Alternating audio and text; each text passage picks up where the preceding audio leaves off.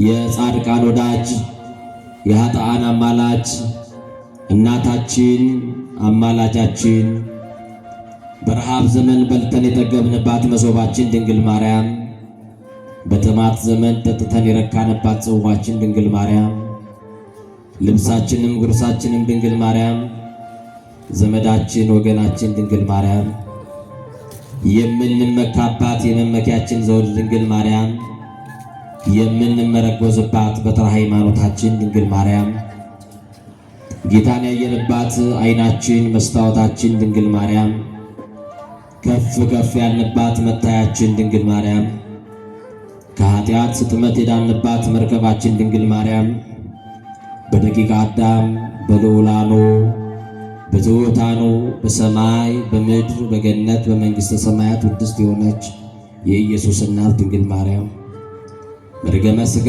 መርገመ ነፍስ የሌለባት በረከተ ሥጋ በረከተ ነፍስ እያማለደች የምታሰጥ ሥላሴ ክብር የክብር ክብር ያጎናጸፋት ድንግል ማርያም ከመንጸፈ ደይን ወደ ገነት ከሞት ወደ ሕይወት ከሐሳር ወደ ክብር ከትሕትና ወደ ልዕልና የወጣንባት መሸጋገሪያችን ክፉ ቀንን ያለፍንባት ባለቀስን ጊዜ እንባችን ታብሶባታልና ክብር ለእናታችን ለድንግል ማርያም ይሁን።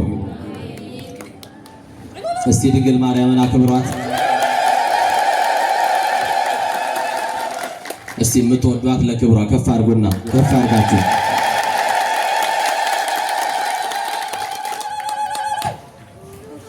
እግዚአብሔር የነገሰበትን ከተማ ማን ይደፍረዋል? ጽኑ ንጉሥ የነገሰባትን ከተማ ሰራዊት የገነባ ንጉሥ በየትኛውም ሀገር ሂዶ ዘምቶ ድል አድርጎ ይመለሳል እንጂ ድል አይነሳም። እንደምታውቁት የነገሰባትን ከተማ አያስደፍራትም። አጥሯ ቅጥሯ የጸና ነው። ውሃዋን የሚቀዳት ሳሯን የሚነቅላት አንድም ወንድ የለም። እግዚአብሔር የነገሰበትንም ሰው ልክ እንደዚያው ነው። የራሱን ጠጉር ሳይቀር እግዚአብሔር ቆጥሮ ተረክቦታልና ማንም ሰው ያለ እግዚአብሔር ፈቃድ የራሱን ጠጉር መንቀል አይችልም። እግዚአብሔር ቆጥሮ ተረክቧቸዋል። ቅዱሳን አጥንታቸውን አይደለም ሰውነታቸውን አይደለም የራስ ጠጉራቸውን ከራስ ጠጉራቸው አንዷን ዘለላ ያለ እግዚአብሔር ፈቃድ ነፋስም ቢሆን ነቅሎ ሊወስዳት አይቻለውም ማለት ነው። ካልተፈቀደለት ማንም ምን በእነሱ ላይ ማድረግ አይቻለውም። ለምን? የእግዚአብሔር ከተማ ስለሆኑ። የሚፈራ ንጉሥ ጽኑ ንጉሥ የነገሰባትን ከተማ ማን ይደፍራታል? አጥሯም ቅጥሯም የማይደፈር ጽኑ ነው አይደለም የሚለው? የማይደፈር ጽኑ ነው።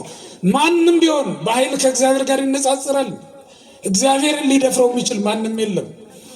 ሊቃውንት ለአእምሮ ዋዘኞች ለጆሮ እግዚአብሔር ደግሞ ለልብ ይናገራል። ሊቃውንት ለአእምሮ ከነገሩን ዋዘኞችም ለጆሮ ካወሩልን የልብ ወዳጃችን እግዚአብሔር ለልባችን የሚነግረን ይበልጣል።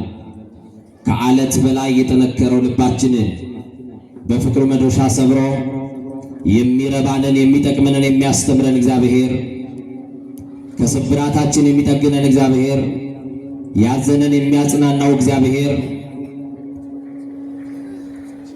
በተስፋ መቁረጥ ውስጥና በባዶነት ውስጥ ያለውን የሚሞላው እግዚአብሔር እንደ ሰው የነገርነውን አይደለም ዝምታን የሚሰማው እግዚአብሔር ከሐሳብ አስቀድሞ የሚያውቀው እምቅድመ ሕሊና ኩሎ ያምር የተባለው እግዚአብሔር በዝምታችሁ ውስጥ ያለውን ጩኸት ለሰው ያልነገራችሁትን ሰው ያላወቀላችሁን በር ዘግታችሁ የምታለቅሱበትን ለብቻችሁ የምትምሰለሰሉበትን የምታዋዩት የምታማክሩትን አጣችሁ ለብቻችሁ የምትጨነቁበትን ተኝታችሁም መኝታችሁን በእንባ የምታረሱበትን ጉዳይ የዘመናት ጥያቄን በቅጽበት የሚመልሰው አማኑኤል ዛሬ በዚህ ወንጌል በዚህ ሰዓት በዚህ ምሽት የሁላችንን ጥያቄ አማኑኤል ይመልስልን።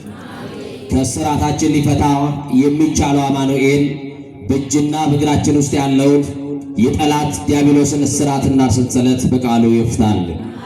ስልጣን የማይመልሰውን መድኃኔዓለም ይመልሳል። ገንዘብ የማይመልሰውን የኑሮ ጥያቄ መድኃኔዓለም ይመልሳል። መድኃኔዓለም ለጥያቄያችሁ መልስ ይሆናችሁ። የምንነጋገርበት የትምህርታችን ርዕስ የምናደርገው በማርቆስ ወንጌል ምዕራፍ 6 ቁጥር 47 ላይ ያለውን መለኮታዊ ቃል በማንሳት ይሆናል። ቃሉ እንዲህ ይላል፣ እርሱ ብቻውን በምድር ላይ ነበረ ይላል። እስቲ ከኔ ጋር እሱ ብቻውን በሉ። ነበረ። ድገሙና እሱ ብቻውን ነበረ በሉ። እስቲ ብቻውን ያገዛችሁ፣ ብቻውን የረዳችሁ እስቲ አመስግኑት ከፍ አድርጋችሁ። እሱ ብቻ ረድቶኛል። በሐዘን ሰዓት ዘመድ አብሯችሁ አልቆመም። በችግራችሁ ሰዓት ሰው አብሯችሁ አልቆመም። ጓዳችሁ ባዶ በሆነ ሰዓት አብሯችሁ የቆመ የለም። ክፍተታችሁን ዓለም ያሳያል።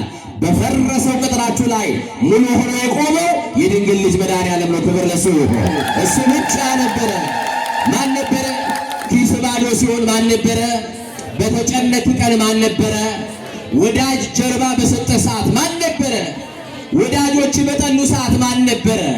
በቤት የረሃብ ታሪክ ገብቶ የሚላስ የሚቀመስ በጠፋ ሰዓት ቁራሽ ከልክለው አጠገብ ማን ነበረ?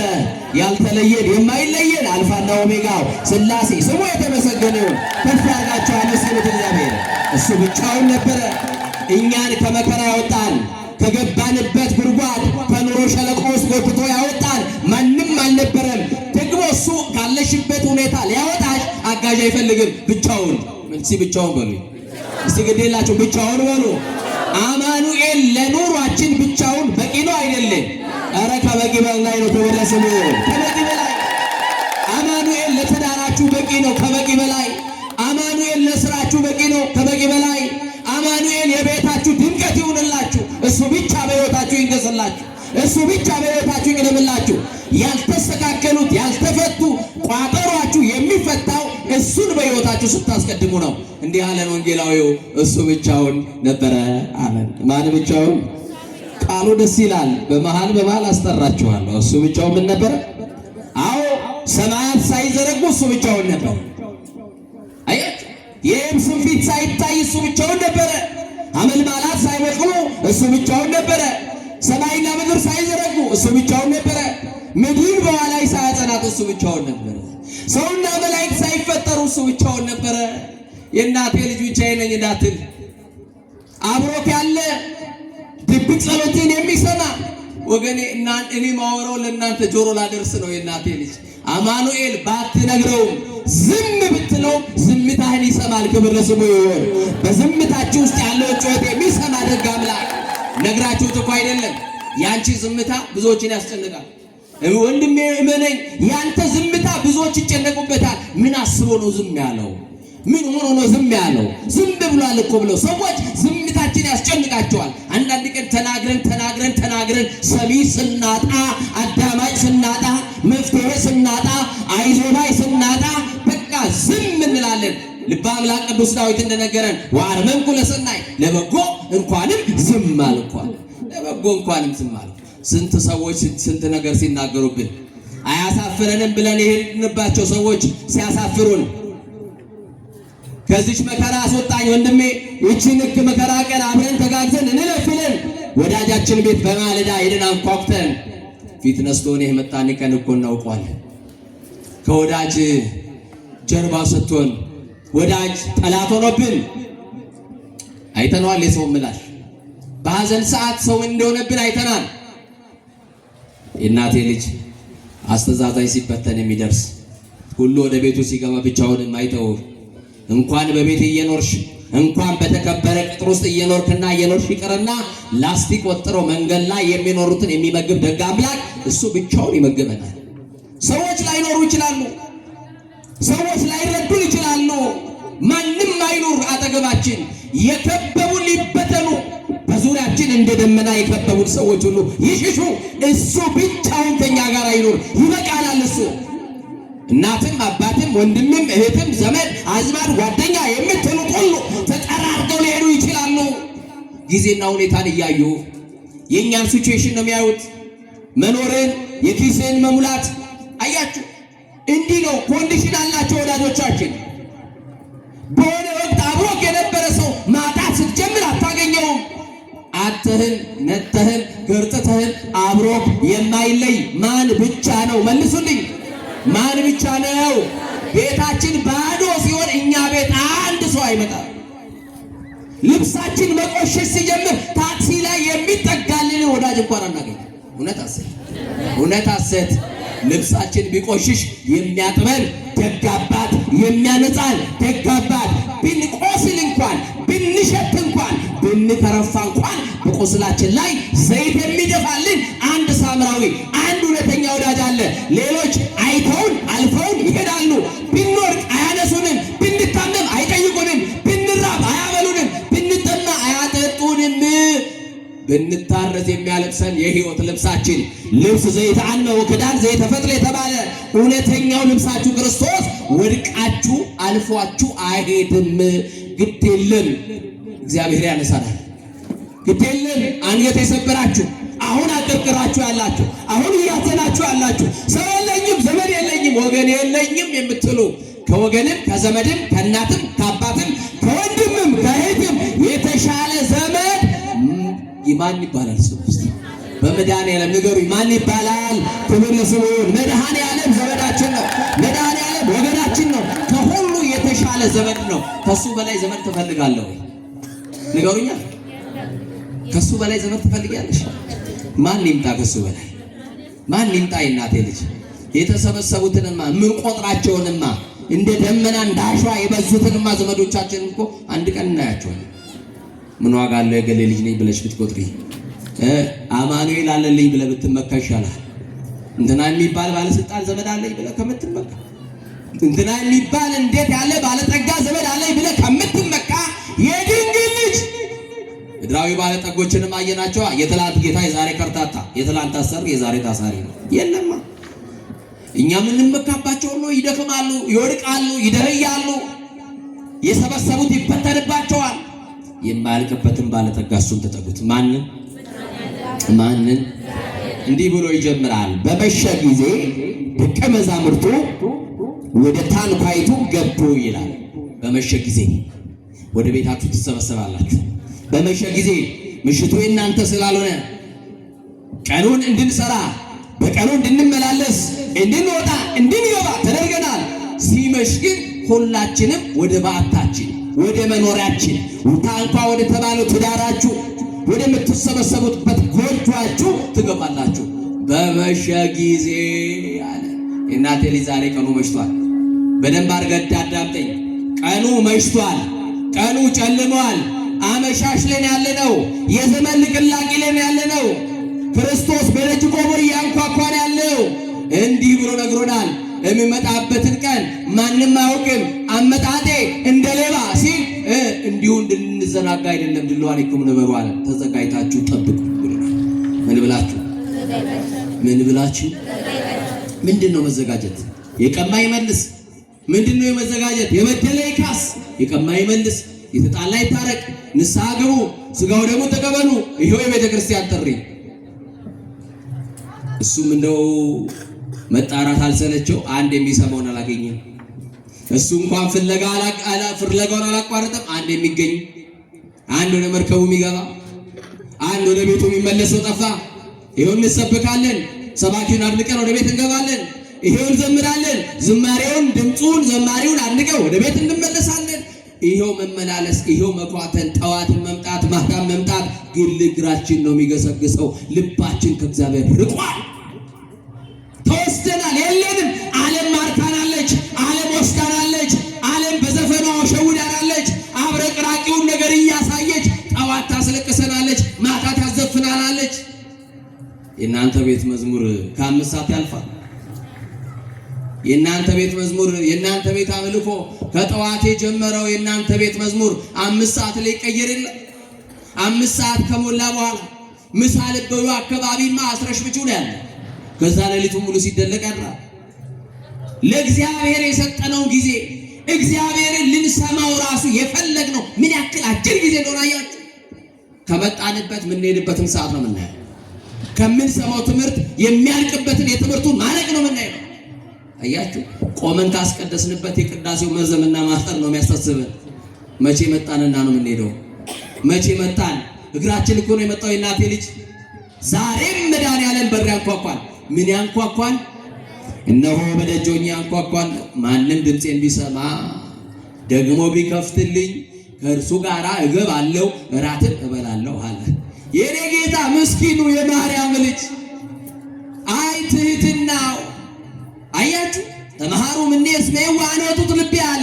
ከእኔ ተማሩ እኔ የዋህ ነኝ፣ እኔ ትሁት ነኝ ብሎ ትሁቱ የማርያም ልጅ እናንተ በር ላይ ቆሙ ማንኳኳቱ አይገርማችሁ? ማን ፈላጊ አለ? ማን ፈላጊ አለሽ?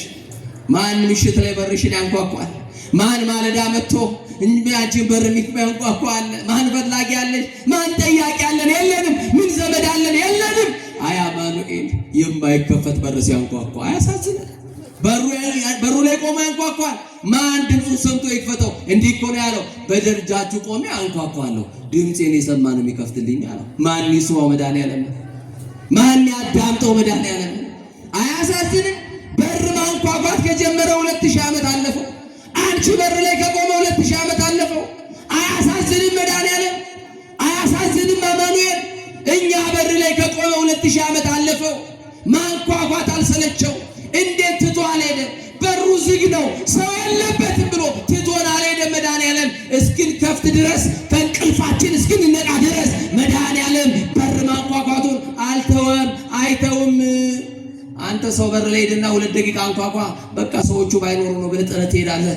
አማኑኤል የተዘጋ በር ላይ ቆሟል። ክፋት የዘጋው በራችን ላይ፣ ተንኮል የዘጋው በራችን ላይ፣ ምቀኝነት የዘጋው በራችን ላይ፣ ዘረኝነት የዘጋው በራችን ላይ፣ ጣዖት የዘጋው በራችን ላይ፣ አለማመን የዘጋው በራችን ላይ ቆሟል። ያንኳኳል። አዎ ንስሐ እንገባለን እንዲህ ብለን ሲያንኳኳ እየሰማን ድምፁን እየሰማን ባለመክፈታችን ይሄ ያስጠይቀናል።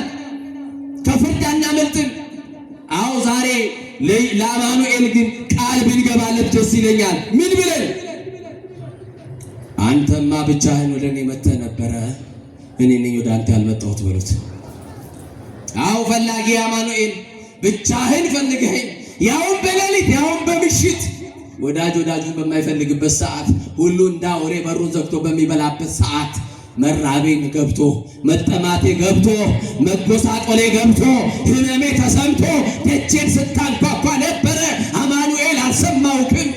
አማኑኤል አልታመጥኩህም? ድምፅህን ሰምቼ አልከፈትኩልህም፣ ይቅር በለኝ። አንተማ ፈልገኸኝ ነበረ፣ እኔ ነኝ ያልተገኘሁልህ። አንተማ በር አንኳኩተህ ነበረ፣ እኔ ነኝ ያልከፈትኩልህ በሉት። አንተማ ትፈልገኛለህ፣ አልገኝ ያልኩህ እኔ ነኝ። ጠዋት ኪዳኑ ላይ ተገኝተን ከሰዓት ዓለም ማርካን የጠፋንበት እኛ ነን። እስኪከፈት ድረስ ግን አማኑኤል በትዕግስት በራችንን ያንኳኳል። እመኑለት ለአማኑኤል ያልከፈታችሁትን በር። አዎ ምቀኝነት የዘጋውን በር ክፈቱት። በጥላቻ የተዘጋው በር ይከፈት። ወንድሜን ይቅር አልልም ብለህ የዘጋውን በር፣ እህትሽን ይቅር አልልም ብለሽ የዘጋሽውን በር፣ እሷን ይቅር ከምላት ሞቴን እመርጣለሁ ብላችሁ በዚህ ልክ በጥላቻ ውስጥ ያላችሁ ሰዎች ጥላቻውን አስወግዱና ይልቁኑን በረላችሁ ላይ የቆመው አማኑኤል ነው፣ ክፈቱለት። እሱ ካልገባ ለቅሶ ይቀጥላል። እሱ ካልገባ መከራ ይቀጥላል። እሱ ካልገባ ስደት ይቀጥላል። እሱ ካልገባ ሞት ይቀጥላል። አማኑኤል ሲገባ ነው ነገር የሚስተካከለው። እሱ ካልገባ ብዙ ነገራችን እንደተዘበራረቀ ይቀጥላል። አዎ ስለ ኑሮ ውድነት ነው የምትጨነቀው። ዛሬ የሚያስጨንቀው የሽሮና የበርበሬ ጉዳይ ነው፣ የማመንና ያለማመን ጉዳይ።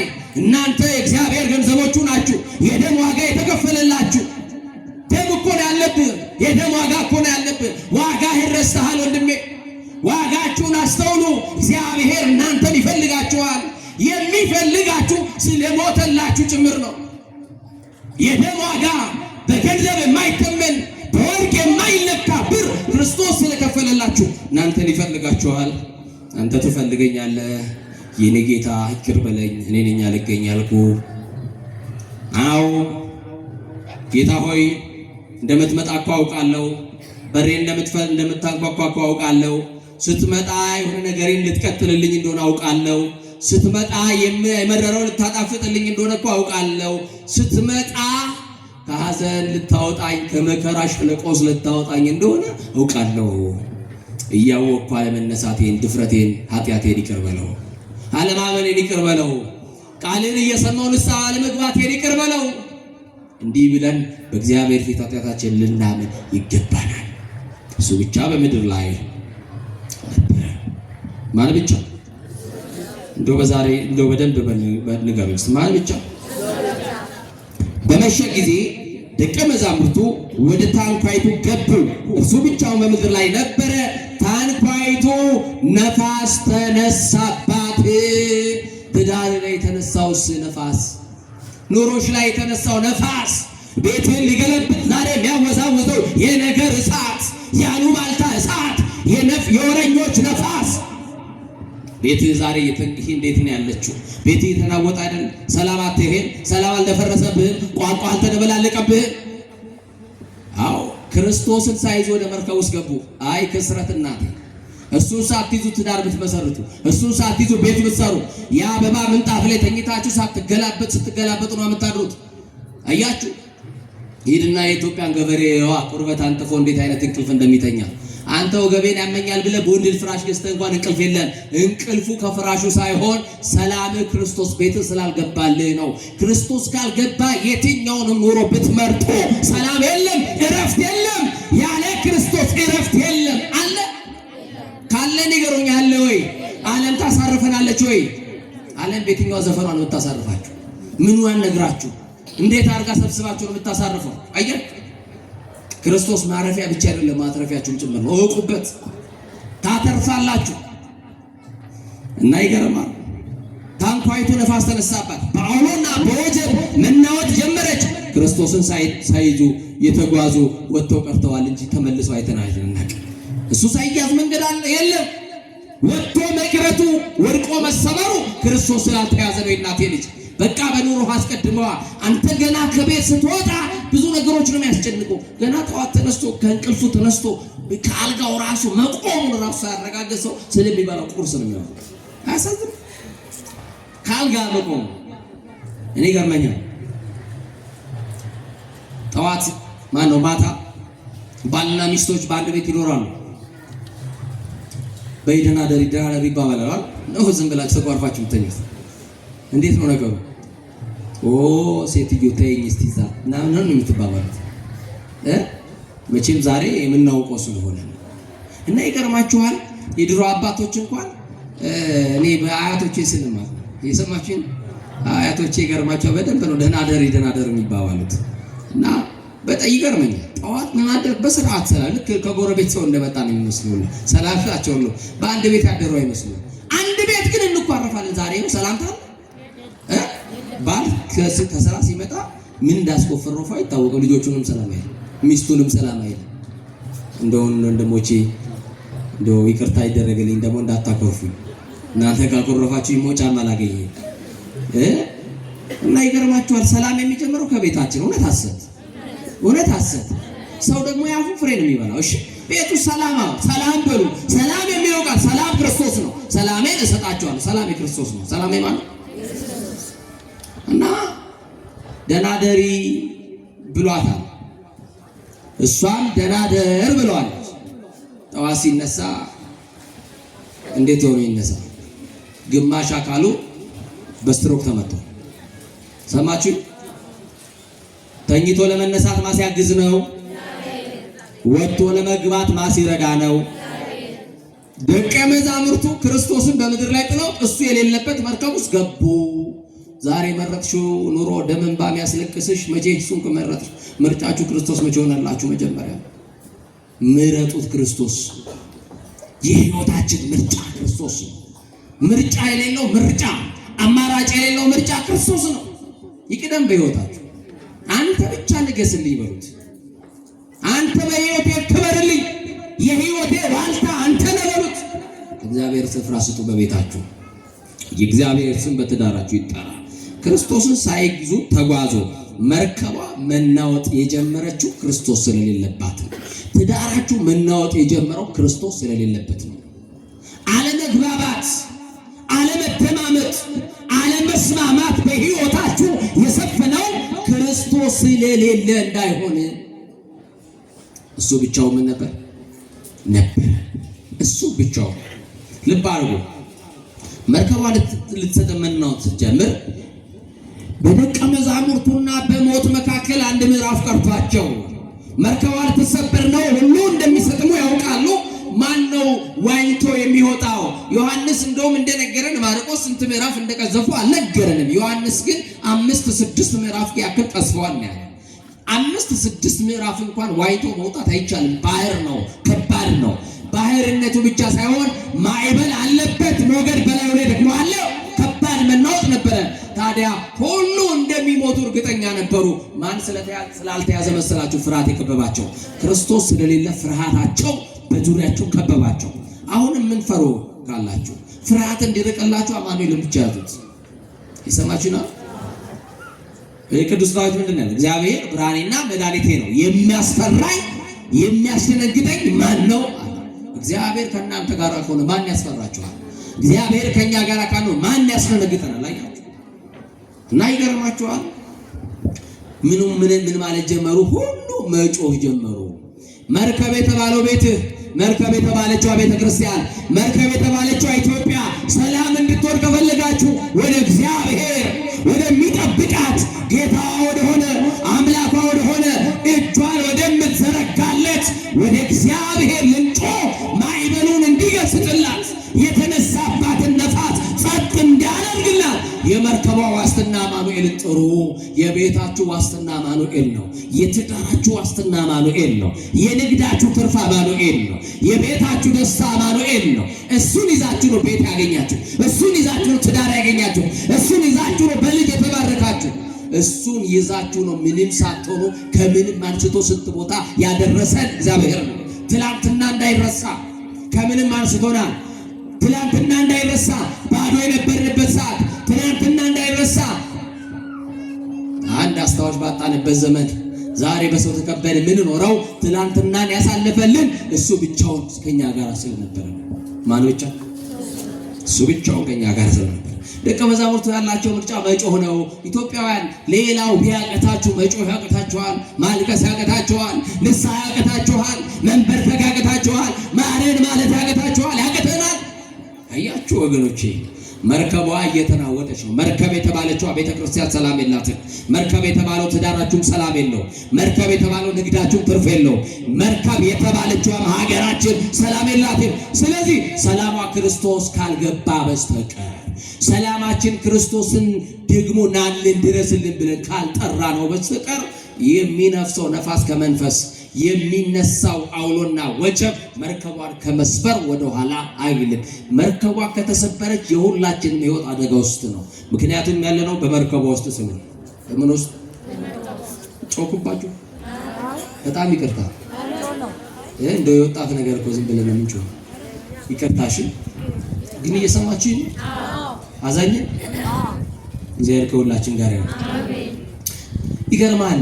ጩሁ ምን አይነት ጩኸት ሰማችኋል? የማይጠቅም ጩኸት አይደለም፣ የሚጠቅም ጩኸት። ወንድሞቼ ስቴዲየም ውስጥ እንደምትጮህ ጩኸት አይደለም።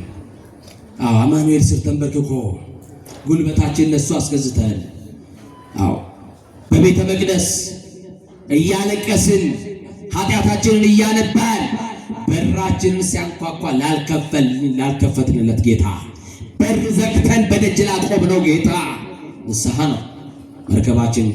አንተ ወደ ቤታችን ገብተህ ቢሆን ሰላም እናገኝ ነበረ። ለካስ አንተን በደጅ አቁመን እኛ በቤት መኖር ስለጀመርን ነው ሰላም ያጣነው በሉት።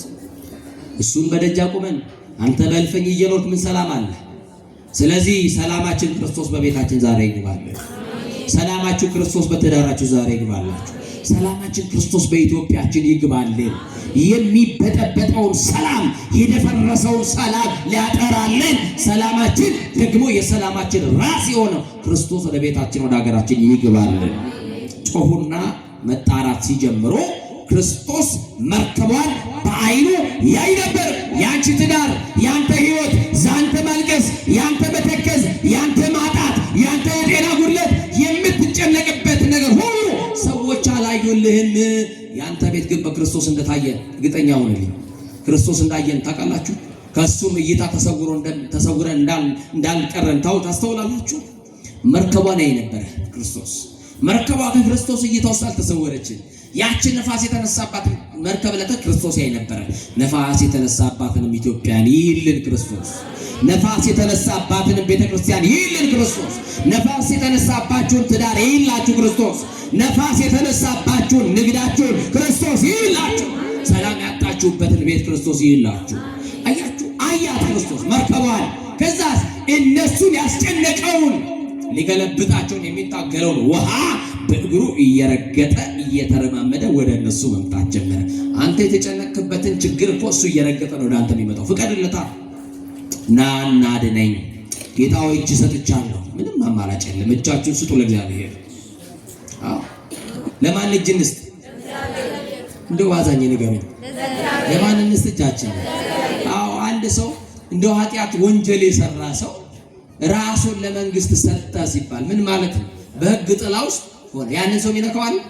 ንገሩኝ እንጂ እኔ 100 ሰው ነው የገደልኩት ቢል አድርግባ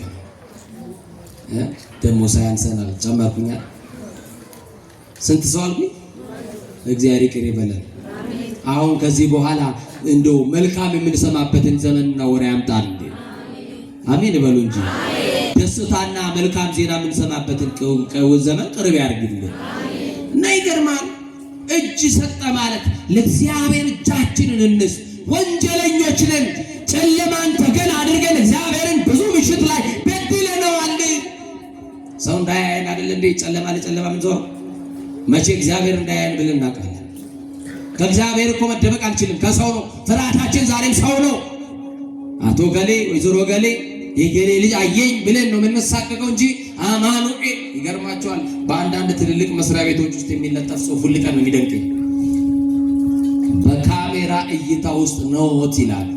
ካሜራው እየቀረጸም ሊሆን ይችላል፣ ላይቀርጽም ይችላል። ሚሞሪው ሞልቶ ሊሆን ይችላል፣ ላይሆን ይችላል። የሰማችሁ ይናል። መብራት ሊኖር ይችላል፣ ላይኖር ይችላል፣ አናውቅም።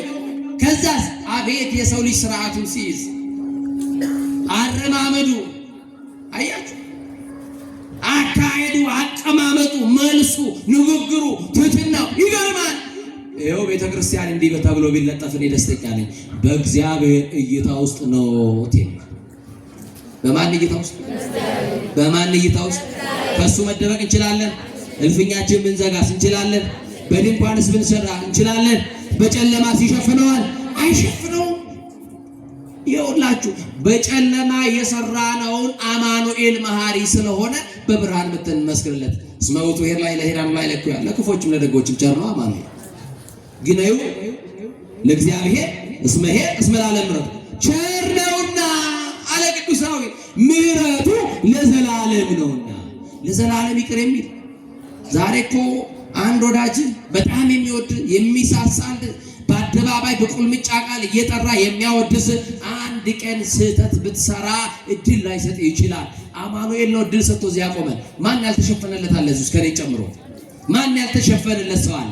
ሁላችንም ምህረቱ የሸፈነን በምህረቱ የተደበቀልን ነውር አለብን፣ ኃጢአት አለብን፣ በደል አለብን። አያችሁ፣ ሸፍኖ በፊቱ ያቆመን አማኑኤል ነው። ደግሞ የተሸፈነለት ክርስቲያን የሰው ኃጢአት ለማውራት ጊዜ የለውም። ሰማችሁኛል? አዎ፣ ዛሬ የሰው ቁንጮ እየነጩ የሰው ጎፈሬ ሲያበጥሩ ዘመን ያጠረባቸው ስለበዙ እግዚአብሔር መንፈስ ቅዱስ ከሁላችን ጋር ያው እንደው ትምህርቴን ላሳጥርና ደቀ መዛሙርቱ ሲጣሩ ባህሩን እንደ የብስ እየረገጠ ወደ እነሱ ጋር ሄደ ይላል። ልክ ሲቀርብ ፈሩ ይላል። ለምን? ባህር እየረገጠ አያችሁ። ማን ነው ወደኛ የሚመጣው ብለው ሲፈሩ ፍርሃታቸውም ጭምር አማኑኤል ገባው ይላል። በቃ ስትነጫነጭ፣ ስታኮርፍ፣ ስታለቅስ፣ የጸባይ መለዋወጥ ብታመጣ ቤት ውስጥ ማንም አይረዳም። አያችሁ። ፍርሃታቸው ግን ለማገባው ሳይነግሩት ማገባው ሳትነግሩት የሚረዳ ጌታ አላችሁ። አያችሁ። አውርታችሁለት የሚሰማ አይደለም፣ ዝምታ ነው። እና ይገርማል። እንዲህ አላቸው፣ እኔ ነኝና አይዟችሁ አትፍሩ አላቸው። በቃ እሱ ከደረሰልንማ ምን ፍርሃት አለ? እናቴ ልጅ እሱ ከመጣ እኮ ሐዘን የለም። የሐዘኑን ድንኳን ነቅሎ ለሰርግ ድንኳን ይተክላል። እሱ ከመጣ ሞት የለም። እሱ ከመጣ ጭንገፋ የለም። እሱ ከመጣ ጉድለት የለም። ሙላታችን ይምጣልን እንጂ እሱ ሲመጣ ቀናት ያለች ጠብቂው። የእሱ ቀን እሱ ሲመጣ ትባረካላችሁ። እሱ ሲመጣ እንደገና በሁለት እግራችሁ ትቆማላችሁ። ጊዜ ሁኔታ ሊጠለን ይችላል፣ ሊገፋን ይችላል። ግድ የለም። እሱ ሲመጣ ግን ቀን ያነሳል። ቀን ሳለ እንዳለ እየሰማችሁ ነው። የእሱን ቀን ጠብቆ እግዚአብሔር ልጆች መጣና መርከቧን ገሰጸላቸው። ወዛስ ወደምትናወጠው መርከብ ውስጥ ክርስቶስ ገባ ይላል። ወደሚናወጠው ቤታችንም ክርስቶስ ይግባል። ወዴት ገባ አልኳችሁ? ወዴት ገባ? ወደሚናወጠው መርከብ ውስጥ ገባ። ወደ መርከቧ ውስጥ ሲገባ መርከቢቷ ጸጥ አለች። ጸጥታ ይናፍቃችሁ፣ ሰላም ይናፍቃችሁ፣ በረከት ይናፍቃችሁ፣ ስቴብል የሆነ ላይፍ ይናፍቃችሁ። ክርስቶስ ወደ ቤታችሁ ይግባላችሁ። መድኃኔ ዓለም ወደ ቤታችሁ ይግባላችሁ። የድንግል ልጅ አማኑኤል ወደ ቤታችሁ ይግባላችሁ። እሱ ሲገባ እንደገና መኖር ትጀምራላችሁ። እሱ ሲገባ እንደገና መቆም ትጀምራላችሁ። እሱ ሲገባ ዛሬ የተጨነክባትን ሌሊት፣ አንዳንድ ቀን የመከራ ሌሊቶች አሉ፣ የሚረዝሙ ሌሊቶች። ሰዎች አጠገባችን ላይ ሰላማዊ እንቅልፍ ተኝተው ስንገላበጥ የምናድርባቸው አስቸጋሪ ምሽቶች አሉ። ግዴላችሁ፣ መርከቢቱ በወጀብ ስትናወጥ እሱ ብቻውን ነበረ። ሊሰጥሙ ሲቀርቡ እሱ ብቻውን ነበረ። በሞት አፋፍ ላይ እሱ ብቻውን ነበረ። ከሞት የሚያተርፋቸው መልሱልኝ እንደው አሁን ከ10 ስት ቢባል አሁን 4 ነው ያገኛችሁት። ከሞት ያተረፋቸው ማን ብቻ ነበር? ብንታመም መድኃኒታችን። እስቲ ሁላችሁም እሱ ብቻ ነው እያላችሁ መልሱልኝ። ብንታመም መድኃኒታችን፣ ብንታረዝ ልብሳችን፣ ብንጠማ መጠጣችን፣ ከጨለማ ማምለጫችን፣ ሰላማችን፣ ሕይወታችን፣ ጥጋባችን፣ በረከታችን ማን ብቻ? ክብር ለዚህ ጌታ ይሁን። እሱ ብቻ፣ እሱ ብቻውን በምድር ላይ ነበረ ተባለ። በቃ አማኑኤል ይኑር እንጂ ያንቺ ነገር እንደገና መቆሙ፣ ያንተ ነገር እንደገና መስተካከሉ አይቀርም። ቅዱሳን ሐዋርያት እሱን ሳይዙ ሞት ከበባቸው። እሱ ሲመጣ ደግሞ ደስታ። እሱን ሳይዙ ተጨነቁ፣ አዘኑ፣ ጮሁ፣ አለቀሱ። እሱን ሳትይዙ እያለቀሳችሁ ያላችሁ እሱ ሲመጣ ለቅሷችሁ ይቆማል፣ እንባችሁ ይታበሳል፣ ደስታችሁ ይጀምራል። እሱ ይምጣና አዲስ የህይወት ምዕራፍ ይክፈትላችሁ። በሌላ ጊዜ ረጅም ጊዜና ሰዓት ይዘን እንደምንማማር ተስፋ አደርጋለሁ። ካላችሁበት ቅዝቃዜ ነው አይደል? ቅዝቃዛ ነው አይደል? አየሩ አዎ፣ ደህና ኧረ ተው ደው ቤት ስትገቡ እኚህ መምህር ያባ ለሳቸው ምንም አልመሰላቸው እንዳትሉኝ ነው። በጣም እግዚአብሔር መንፈስ ቅዱስ በሚያውቀው በድካሜ በመኝ ያገለግልኳችሁ ዛሬ። ለምን ረጅም ጊዜ እዚህ ቦታ ተጋብዤ በመቅረቴ ምክንያት ማለት ነው አልተመቸኝም። ብዙ ፕሮግራሞች ሰርጃለሁ። ዛሬ ግን በድካም ብቻ ሳይሆን በህመሜም ጭምር ነው መጥቼ ያገለግልኳችሁና እስከዚህ ካገለገል በድካማችን የሚራራ ጌታ አለን ተብሎ የተጻፈ በዕብራውያን መልእክቱ ላይ ቅዱስ ጳውሎስ በድካማችን ራርቶ እሱ አግዞን እሱ ደግፎን ቆመን እንድንነጋገር ይረዳን። አማኑኤል አምላካችን ስሙ የተመሰገነ ይሁን። አሁን አንድ ወዳጅ አግኝታችኋል።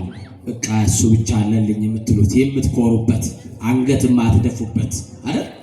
ማን ብቻ? ድገሙና መድኃኔ ዓለም ብቻ በሉና ከፍ አድርጋችሁ የማይቋረጥ ምስጋና ለድንግል ልጅ ለአማኑኤል ይሁንለት። ይቆያል።